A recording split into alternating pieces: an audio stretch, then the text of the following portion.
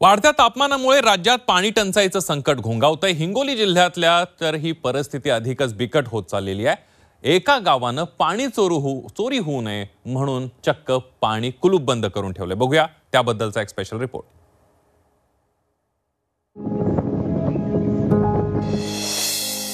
हिंगोलीत पाण्यासाठी गावकरी त्रस्त।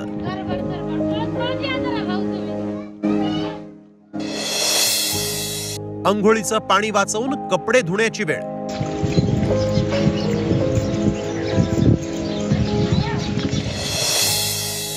पाण्याच्या टाकीला अनेकांनी लावलं टाळं।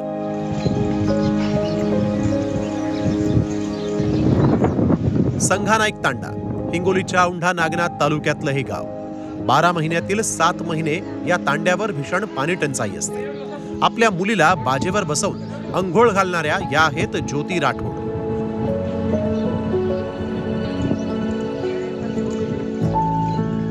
त्यांना 2 मुली, केवळ बादलीभर पाण्यात दोन्ही मुलींना अंघोळ घालायची।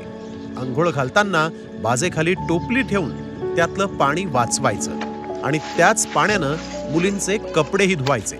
अशी काटकसर गावातल्या प्रत्येकालाच करावी लागतीये। त्यानं एका बकेटामध्ये 2 मुलीला अंघोळ टाकली आणि त्याच पाण्यामध्ये मुलाची कपडे धुतले तर ते आता आहे त्या पाण्यामध्ये सारवण करतोय मी। पाणी टंचाईच्या झळा या मुक्या जनावरांनाही बसतायत।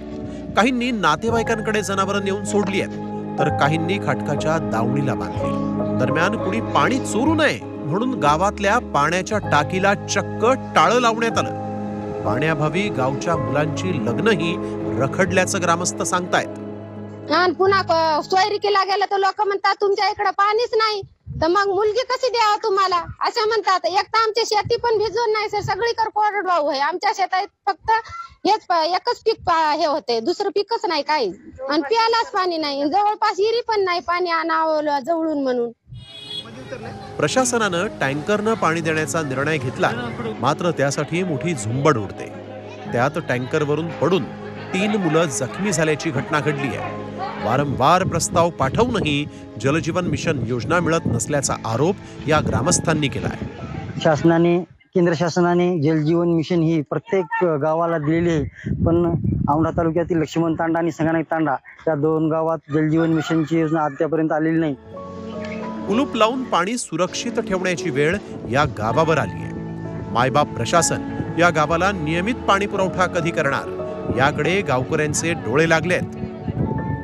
गजानन देशमुख, झी 24 तास, हिंगोली।